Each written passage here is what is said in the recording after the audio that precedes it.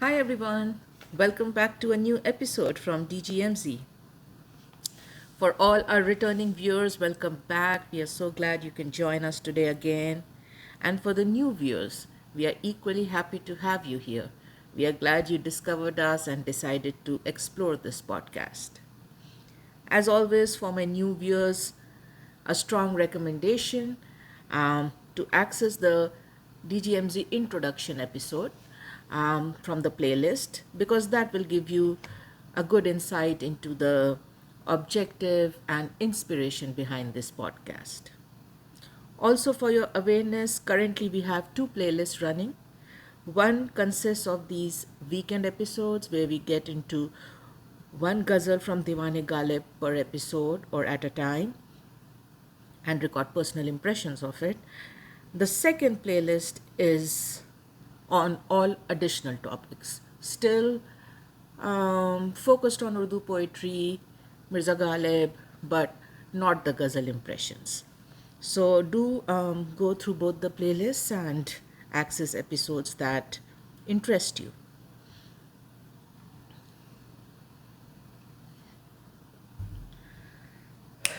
Now today we are getting into a continuation episode for Ghazal 10. So we have already had part 1 and part 2 posted. Now this is the last continuation episode for that ghazal. It was a long ghazal, so we had to split it into 3 episodes. And today we are going to complete this ghazal. We are going to get into the last 4 couplets. Sorry. Now, if you want to stop here, go back, access the first 8 couplets from part 1 and part 2, feel free to do that and then come back and access this episode. But if you've already accessed those episodes, like I said, today we are going to get into the last 4 couplets. So I'm not going to read the entire ghazal because I've already done that in the first episode, but I will reread the last 4 couplets for us. And then we will get into the impressions verse by verse. So this is how it goes. हनोस एक परतवे नक्शे ख्याले यार बाकी है. हनोस एक परतवे नक्शे ख्याले यार बाकी है. दिल अफसरदा गोया हुजरा है यूसुफ के जिंदा का. बगल में गैर की आज आप सोते हैं कहीं वरना. बगल में गैर की आज आप सोते हैं कहीं वरना. सबब क्या ख्वाब में आकर तबस्सुमाए पिन्हा का. नहीं मालूम किस किस का लहू पानी हुआ होगा. नहीं मालूम किस किस का लहू पानी हुआ होगा. कयामत है सरशक आलूदा होना तेरी मिश्का का. मक्ता अर्ज किया है. नज़र में है हमारी जाद आए राह फना गालिब. नज़र में है हमारी जाद आए राह फना गालिब कि ये शिराजा है आलम के अजाए परेशा का. All 4 couplets are packed with emotion, packed with talent that Ghalib brings to the table. So it is going to be a very, very engaging episode, I'm sure. Okay, so let's start. So 9th couplet, right? हनोज एक परतवे नक्शे ख्याले यार बाकी है. I just love the musical quality this line has to it. I don't know why. I feel like it's so lyrical. हनोज एक परतवे नक्शे ख्याले यार बाकी है. And गौर फरमाएं, एक वर्ड में परतव नक्श ख्याल यार 4 वर्ड्स का कॉम्प्लेक्स है. परतवे नक्शे ख्याले यार. So probably that is where the lyrical thing comes. दिल अफसरदा गोया हुजरा है यूसुफ के जिंदा का. So let's do a very approximate translation before we get into the um, impression. So, what Ghalib is saying is, even now, still, there is there is a figment of imagination of my beloved, almost giving me the feeling of having Yusuf, in prison. And as always, I will say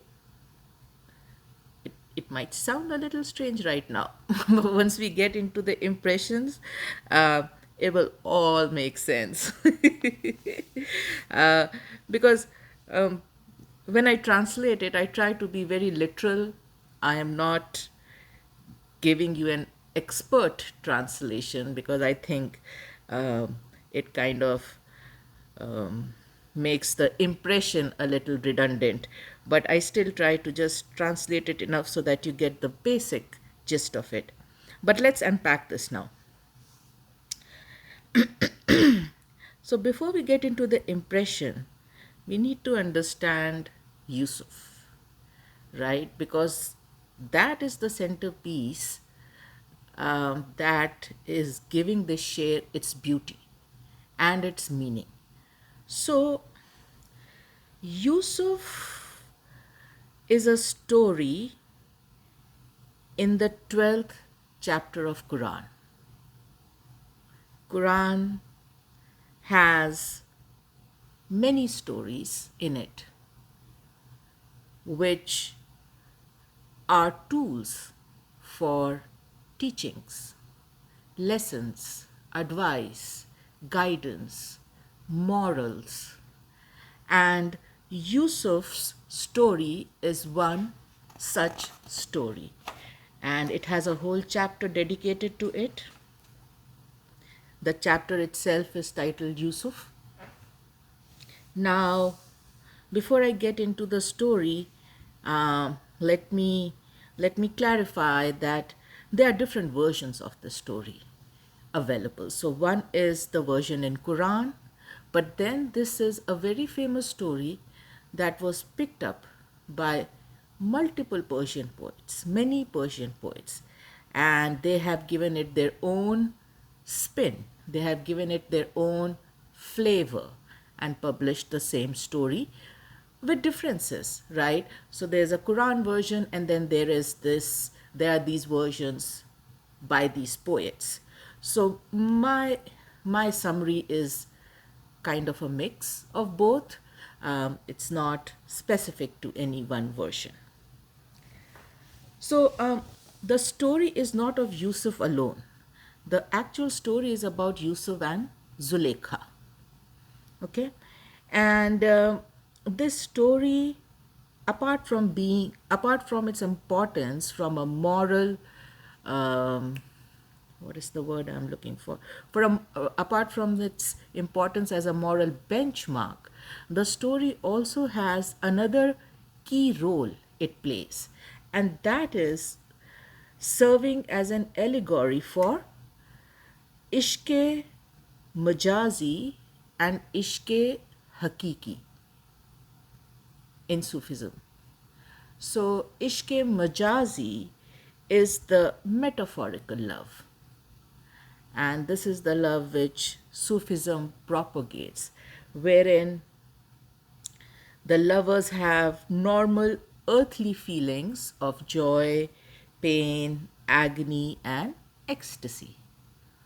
On the other hand, ishke hakiki, which is called the real love, the love of truth. By extension, ishke hakiki is love of God, because God is the only thing which is real. God is the ultimate truth. So, ishke hakiki, on the other hand, considers the human to be the lover and God to be the beloved. So this story is often quoted to to draw the distinction between ishq hakiki and ishq majazi, also to draw parallelism between ishq hakiki and ishq majazi. So let's get into the story a little.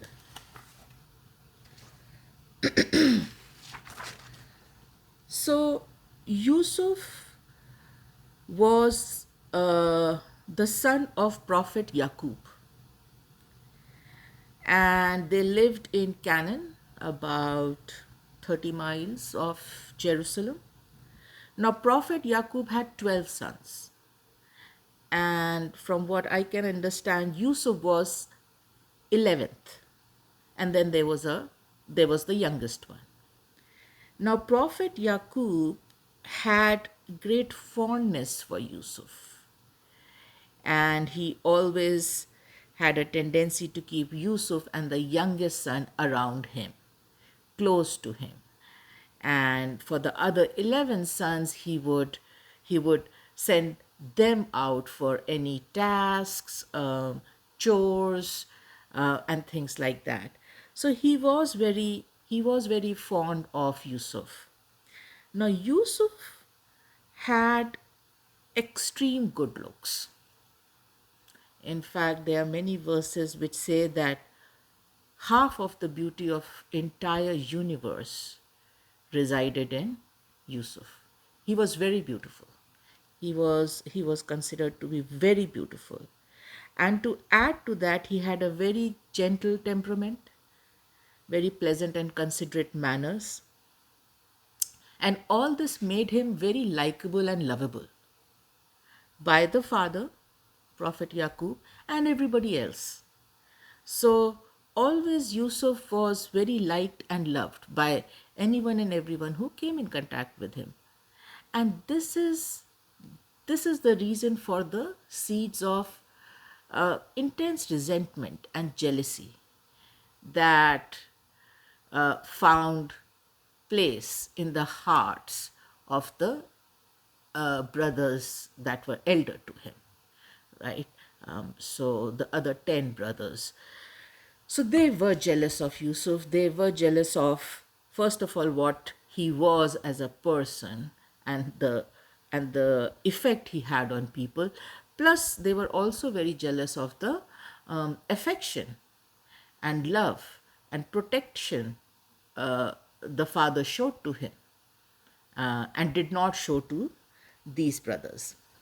So the father usually did not allow Yusuf and the youngest brother to go away, right? Go far away from him. He always kept them very close to him. Now, as the story goes, one day Yusuf came to his father and told him about a dream he had. And in the dream, what he saw was that 11 stars, the sun, and the moon in the sky all were bowing down to him, not bowing, bowing down to him. When he told his father the story, the father interpreted the dream and came to realize that Yusuf was destined for great things. He was destined for great things. He was destined for a great future, which was divinely guided.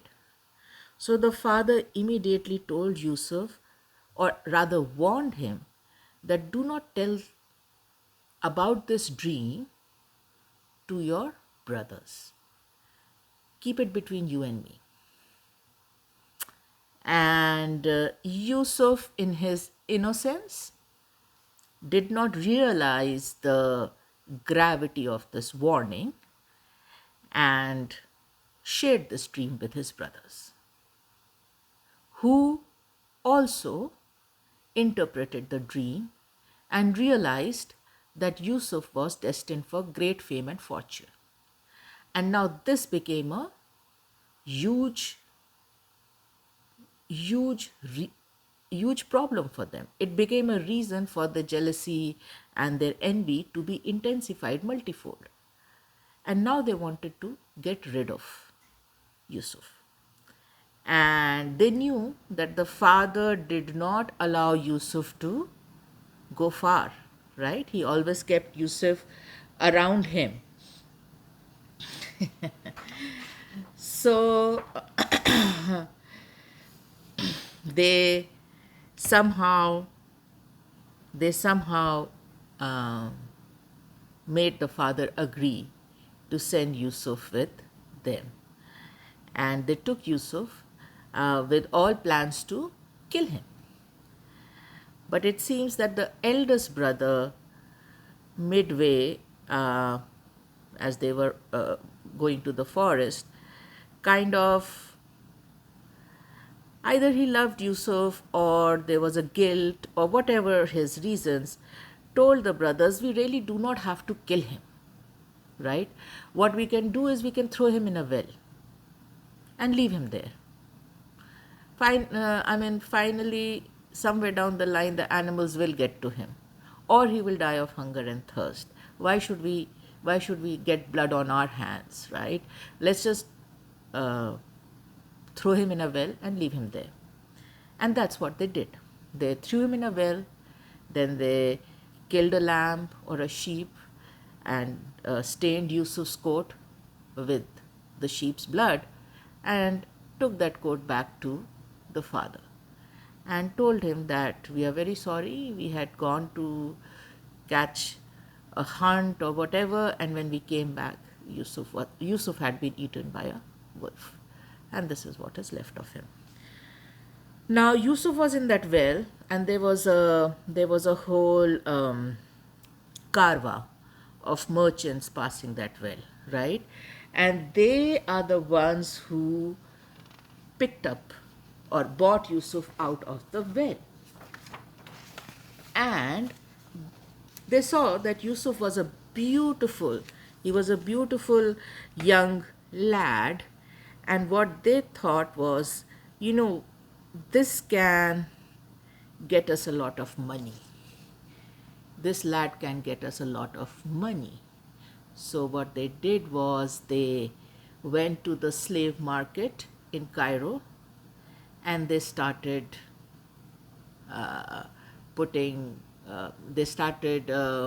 auctioning him there.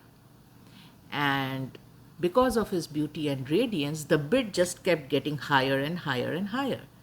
And there was Zulekha.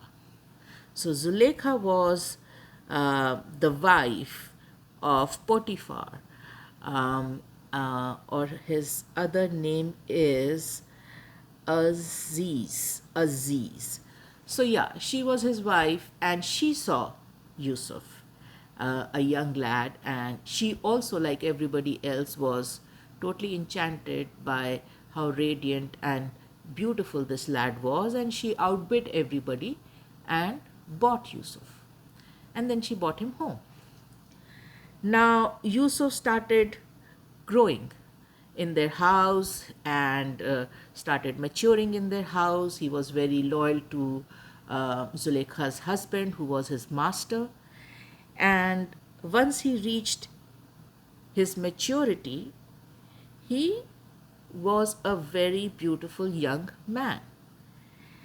And his master's wife, Zulekha, fell in love with him. She had watched him grow, and now he was a young man, and she fell in love with him. And as the story goes, she was pretty blinded or overcome by her desire for him. And one day she closed herself or locked herself and Yusuf in a room and tried to give herself to Yusuf.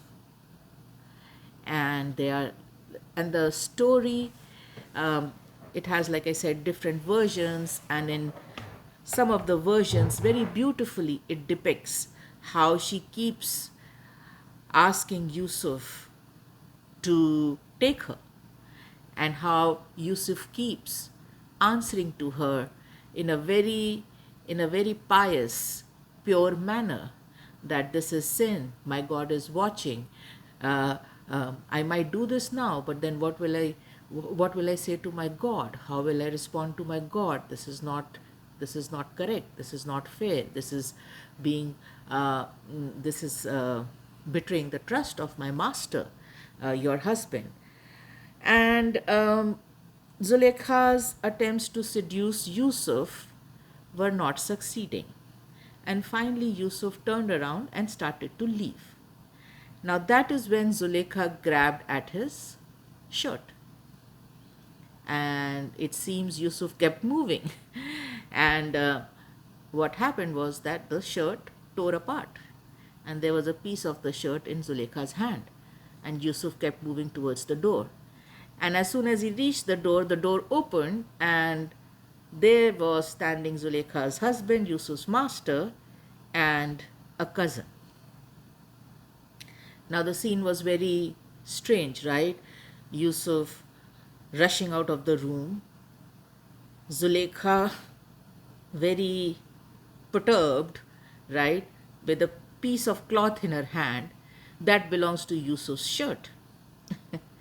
So before anybody could say anything, Zulekha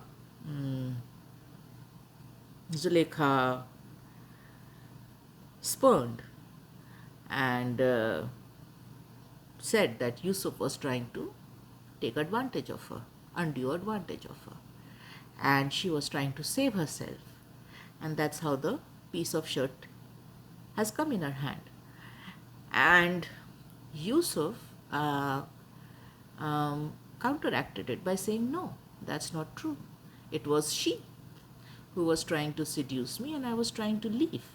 And she was trying to stop me, and that is how that torn piece of shirt is in her hand. So now the master was confused who to believe, but the cousin who was with him was supposedly a very wise man. Some stories say it was a servant, some stories say it was a cousin, some versions. So he said that, well, there is one way to figure this out. If the piece of the shirt that is torn is from the back of the shirt, then Yusuf's story is right, because he must be leaving and she grabbed at the back. If the piece of the torn shirt is from the front of the shirt, then Zulekha's story is right, because he must be advancing towards her, she must be trying to save herself and rip the front part of his shirt. And then of course when the shirt was checked, the piece was from the back of the shirt. And the master was very angry with Zulekha, and he asked Zulekha to beg forgiveness from Yusuf. And he requested Yusuf to keep this incident quiet within this closed group. But the incident did not stay within the closed group, and it became a topic of gossip. And Zulekha heard some ladies talking about this incident and kind of asking each other, what was the big deal, right? Why could not Zulekha resist this guy? What's the big deal? Why did she show no self-control, no self-respect? And that made Zulekha very angry. So she decided to prove to these women what the whole scenario was. Why could she not resist Yusuf? Okay, so she invites all these women to a room, and she gives all these women a knife. And then she calls Yusuf in the room. As soon as Yusuf entered the room, it is said that these women cut themselves with the knives given by Zulekha because they were so shocked by Yusuf's beauty.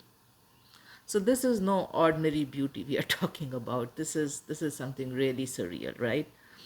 And as soon as those women cut themselves with the knives, Zulekha got an ego boost, because now she had proved to these women why Why had she fallen for Yusuf so hard? Why did she do what she did? And Zuleika again went ahead with a proclamation that I have proved beyond doubt that it is Yusuf's fault, or it is Yusuf who is the reason for me having to be with him or wanting to be with him. And he should accept my advances. He should accept my advances, otherwise, he should go to prison. Because I am fully justified in my advances. No one on this earth can resist his beauty. I have done this little experiment. It proves that beyond doubt, right? Nobody can resist his beauty. And that is why me wanting him is a justifiable reaction, and I should be allowed to indulge in that reaction. Yusuf should allow me to indulge in that reaction, otherwise, he should go to prison. And that is when Yusuf prayed to Allah and begged Allah to somehow get him into the prison, because the other choice is not correct. It's a sin. And he doesn't want to do Zuleika's bidding. He would rather go to prison and stick to his truth and morals than do Zuleika's bidding. And it is said that Allah listened to Yusuf's prayer and request, and whoever the chief of the legal system was, he was given this divine insight by Allah that he should let Yusuf go to prison. And the chief, that legal system chief, he did put Yusuf in prison. And that is how Yusuf landed in the prison. And it is said that in that prison also, his beauty was such that in that dark, full prison, dungeon, I mean, olden prisons were really dungeon-like, cave-like, right? In that entire dungeon of a prison, it was only Yusuf's cube or cubicle that was lit up as if there was a light source inside it. And all there was Yusuf. That was the radiance, that was the aura, that was the illuminated beauty he had. So with that story in mind, let's get into the couplet. So, Hanoz ek partave nakshe khayale yaar baki hai. So Ghalib is saying, even now, Hanoz means even now, still, yet, till now. Partave nakshe. So partav is kiran, right? Naksh is sign or symbol. Khayal is thought. Yar is beloved. So what Ghalib is saying is that even now, there is this ray of light, just one ray of light that still exists of my beloved's radiance in my imagination. A mere ray of light still exists, a single ray of light still exists of my beloved's radiance in my imagination. And in the second line he says, dile afsurda, as if this dark heart, this dead heart, this lonely, empty, sad heart, hujra hai, is the cubicle of Yusuf ke jinda ka, of Yusuf's prison. So, like I always say, the power of imagination is just mind-blowing. It's just mind blowing. So Ghalib is saying, just like Yusuf's little cubicle कोठरी, actually Yusuf की जो कोठरी थी उस prison में, जिस तरह से पूरे प्रिजन में, in the entire prison, it was this little cell in which Yusuf was, that continued lit up all the time, as if there was a light source inside it. Just like that, in this empty, dark, dead, silent heart of mine, there is this one light source that is still lit up. And what is that? It is that ray. It is that ray of radiance of my beloved, which is still existing in my imagination. A lot has died, right? A lot has been killed. A lot of my desires, a lot of my imaginations, dreams have died. In fact, this whole heart is devoid of any light or dreams or wishes, but just a figment of her imagination, which somehow has survived all this pain and grief and death and perish, is almost akin to Yusuf. And it just keeps this little part of my heart just lit up, surrounded by darkness, but this little thing is just lit up all the time. It's that light source. And of course, the comparison is just beautiful. The comparison is just beautiful. But one more thing. Now, Yusuf's radiance, as the story clearly indicates, was a lot, right? I mean, it was a lot of light. His beauty emitted a lot of light. Like I said, some people said half of the beauty of the entire universe was in Yusuf, and the other half was, for the rest of the universe. And Ghalib equates that light, that light which Yusuf emitted, to the light emitted by just a mere figment of imagination of his beloved's radiance. Again, saying that if I had the full-fledged thought of her, imagine the light. So, equating her figment of imagination to the entire light emitted by Yusuf's beauty. And then, of course, like Yusuf in his prison, of course, the light was from his beauty, but it was also about his soul, the truth, right? The truth, the morals. Ghalib clenches to the beloved's memory or figment of imagination that is still remaining as something like that. That's Ghalib's truth. That's Ghalib's faith.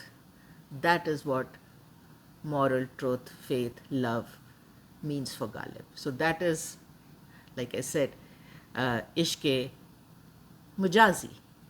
And what Yusuf clenched to in his prison was ishq-e hakiki. So, beautiful sher. Okay, let's move on to the ninth one, 10th one. बगल में गैर की आज आप सोते हैं कहीं वरना, सबब क्या ख्वाब में आकर तबस्सुम पिन्हा का. So,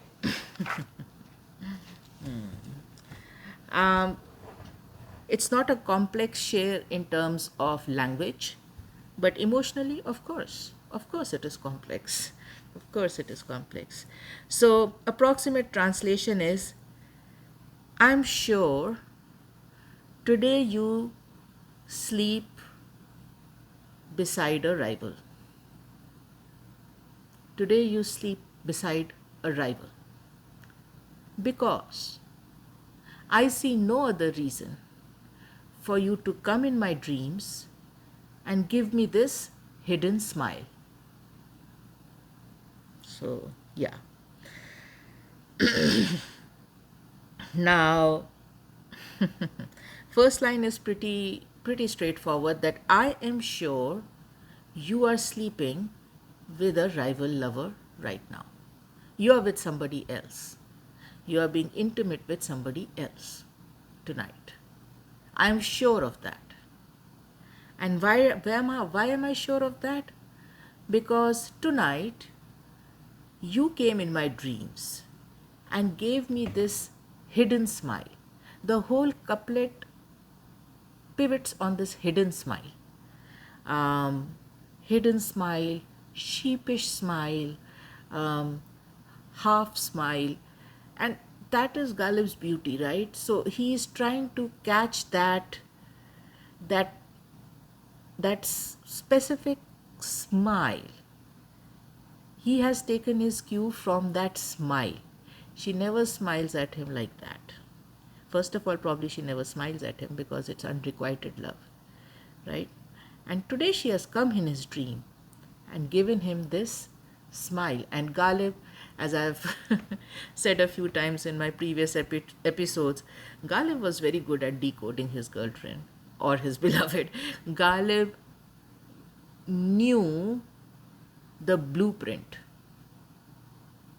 of her very well. He had mastered the art of decoding her mannerism and her body language, things she said, things she did not say. So he's he's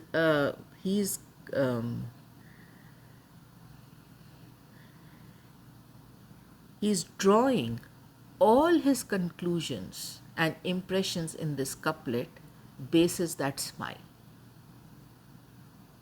Bases that smile. He is saying in the couplet, this is a new type of smile. This is a strange type of smile. It is hidden. It's not a carefree, pure, unbridled laughter kind of a smile. No, no, no. This smile it has a secrecy to it. It has a sheepishness to it. It has a hidden quality to it. She's trying to smile but she cannot, or she's smiling in a way which is not a genuine carefree smile. And that is what gives me the hint that she's up to something. In fact, he's actually addressing her and saying that your smile tells me that you're up to something. Your smile also tells me that you know you are up to something. Otherwise, why would you smile like that to me? If there was no guilt, if there was nothing to hide, why would you give me that smile? Right? So, you know, I know. And I know, you know, that you are up to something which is not correct. Something you should not be doing. Something you are doing on the sly. And I read some impressions of this couplet, and those impressions claimed that Ghalib is being a little audacious here. He is being a little kind of arrogant, assuming, right? When he's assuming that the beloved is feeling sheepish in front of him for sleeping with somebody else. Because that means Ghalib is assuming that the beloved has some kind of guilt for what she's doing. But I will share with you how it comes across to me. Like I say, being true to the spirit of the podcast, this is about my personal impression. So this is how it comes across to me. Ghalib, not only in this ghazal, all the ghazals we have gone through, and I'm sure even in the ones which we will cover in the future, Ghalib always shows a very matter-of-fact confidence about his love, right? And the impact that love should have on the beloved. Yes, he is very realistic that this is unrequited love, but he is very confident what he brings to the table in terms of love. And somewhere he knows, somewhere in his confidence, he has this knowledge or this realization that it is impossible to, what am I trying to say? It is impossible to um, resist. It is impossible to resist this kind of love. A love that asks nothing, gives everything. And that is where his belief comes. That is where his belief comes from. That whether she expresses it or not, whether she reciprocates it or not, whether this love remains unrequited or not, fact of the matter is, this type of love is impossible to resist. It will leave a mark. It might not lead to a relationship or it might not lead to an expression of love from her, but she knows.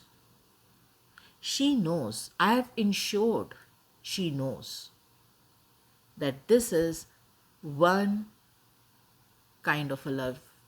She will not find it anywhere. And she likes that. She owns that. She accepts that.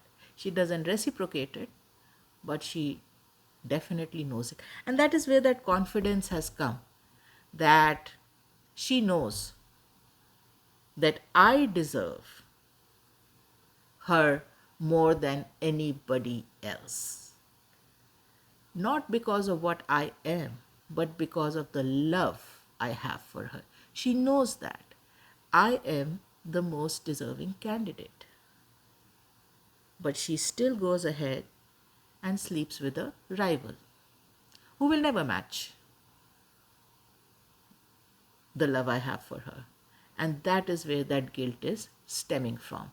That is why that sheepish smile, that is why that coy smile, hidden smile, saying that, you know, I know, should have been you, but it's him. Should have been you, but it's him. And here I think Ghalib very masterfully draws two conclusions about his beloved, right? Number one is she's being unfaithful to him. Number one is she's being unfaithful to him. So that is the dark cloud, right? That is the dark cloud, the so-called prison in which Yusuf is, right? And then the second conclusion he draws is she's feeling guilty about it because she still has feelings for him, or she has feelings for him. And that is the silver lining to the dark cloud. That is Yusuf's cube in that entire prison lit up. So I think the way Ghalib captures these two facts in this couplet is beautiful. Acknowledging the hard fact that she is being unfaithful to him. And then also drawing the conclusion from the smile that she is guilty about it. She is guilty about it because she knows this is not the right thing to do. And why it is not the right thing to do? Because Ghalib and the beloved are not in a relationship, there's no exclusivity, there's no commitment, nothing. The guilt is of the fact that I am shunning a pure love and indulging in something inferior. That person, that stranger might also love her. But Ghalib is very confident. Nobody can love her like me. Mine is the purest. My love is the purest, the highest, the best. So whatever else you have has to be inferior. By varying degrees, sure, but inferior. So, beautiful. Moving on to the next one. नहीं मालूम किस किस का लहू पानी हुआ होगा, कयामत है सरशक आलूदा होना तेरी मिशका का. Now, approximately translated, this would mean I cannot even calculate or I cannot even summarize how many lovers would have had their blood turned to water. And in the second line, it says, it's almost doomsday when your eyelashes get drenched with tears.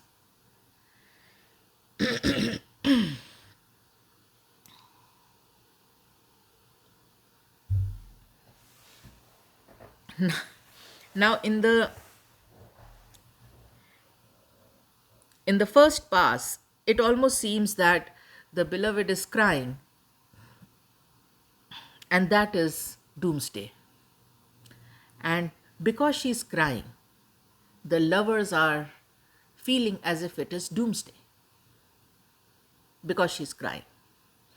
But again, I will share the way it comes across to me. And before I do that, I would like to reread the second couplet of this ghazal, which is बयां क्या कीजिए be-daad-e-kavish-ha-e-mizhgan का. बयां क्या कीजिए be-daad-e-kavish-ha-e-mizhgan का कि हर यक कतरा है खूने दाना tasbih-e-marjaan का. So, of course, the meaning and the impression is part of the part 1 episode of this ghazal. Feel free to access that. But simply put, in this couplet, Ghalib is saying that the beauty of your eyelashes, right, come with a price. Because every time you do any action with these eyelashes pierce like needles the hearts of your lovers, and they draw blood. They draw blood drops from the heart of your lovers. That is the impact of these eyelashes on your lovers. And those drops of blood go and become a bead in your prayer bead necklace, subaha. And that is the prayer bead you use to do your tasbih, which is rotating of the subaha prayer beads.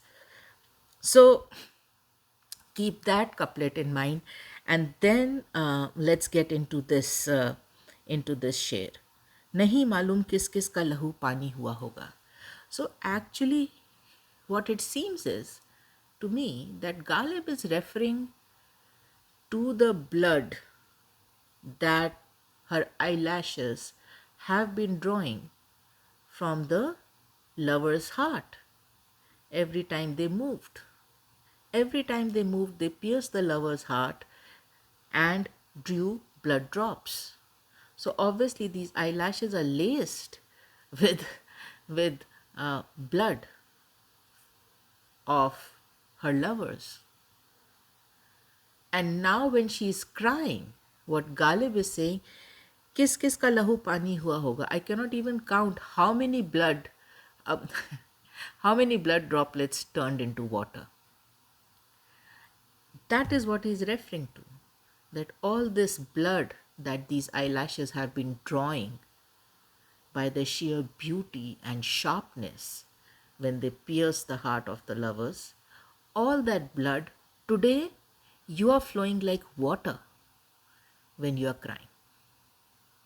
And blood turning to water is symbolic of extreme suffering, right? Spilling blood like water is symbolic of extreme suffering. It is symbolic of dying or death. So,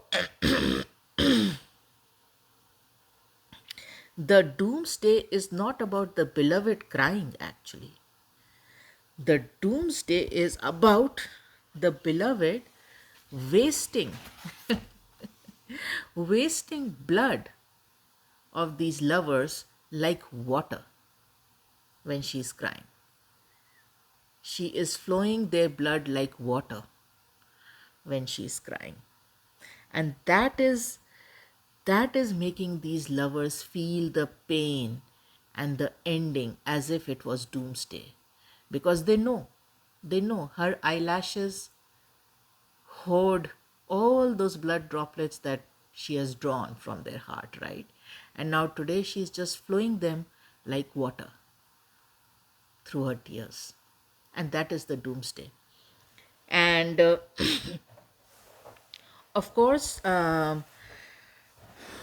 the second interpretation which you can draw from it is that, of course, all these lovers, including Ghalib, love her. They love her. And she's crying today. She's crying today means that today she's on the receiving end. She's on the receiving end of pain, suffering, right? Or an ending. Means she has fallen in love. She has fallen in love, finally, with someone. And what she used to do to these lovers is today being done to her and making her cry. Now, again, I don't think in this scenario, again, the lovers are not crying because, are not so perturbed and thinking it's doomsday because she's crying. In the second scenario, the doomsday for the lovers is that she has fallen in love with somebody else. So वो जो एक उम्मीद है उनकी, that sliver of hope they might have had gets extinguished today, because the way she is crying, clearly she has fallen in love with somebody else. So, so like I said, on the face of it, it might seem as if the doomsday is about the beloved crying, but the way it comes across to me is it is not about her crying. The first reason that comes across to me for the lovers feeling that it's doomsday is that she's spilling their blood that she has drawn from them or their heart like water when she's crying. She's wasting. She's spilling that blood like water, which is very painful. And the second is that now it is confirmed that she is in love with someone. And that again is almost a doomsday announcement for her lovers. In both scenarios, it's not about her crying. It is something else. It is something else. That's how it is coming across. Okay, now coming to the last couplet. Makta. नज़र में है हमारी जाद आए राह फना गालिब कि ये शिराजा है आलमे अजाए परेशान का.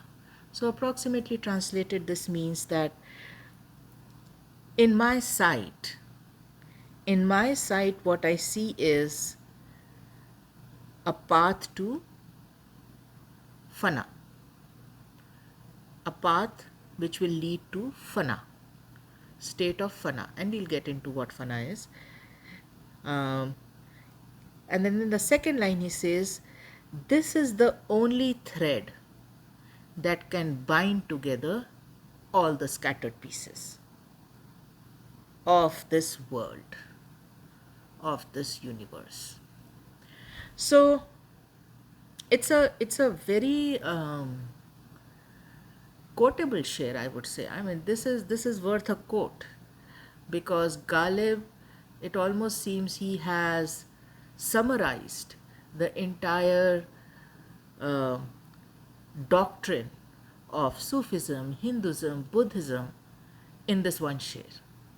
He has just summarized, he has just beautifully in 2 lines captured multiple doctrines which we follow in today's world.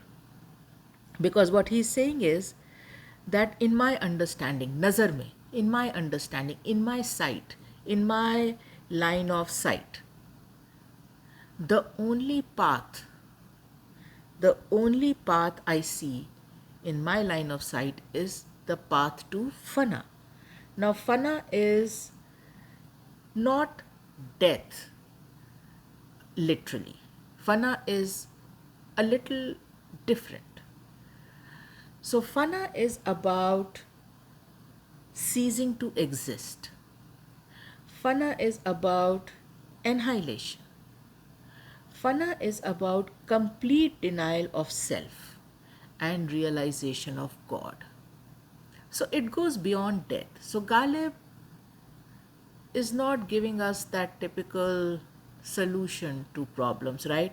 सब जिंदगी की जद्दोजहद है, तो जिंदगी नहीं रहेगी तो जद्दोजहद भी नहीं रहेगी, तो मौत हर चीज़ का solution है.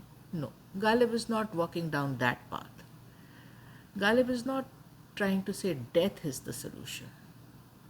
Just because all problems are life problems, so when there will be no life, there will be no problems. No. According to Ghalib, that calculation is incorrect.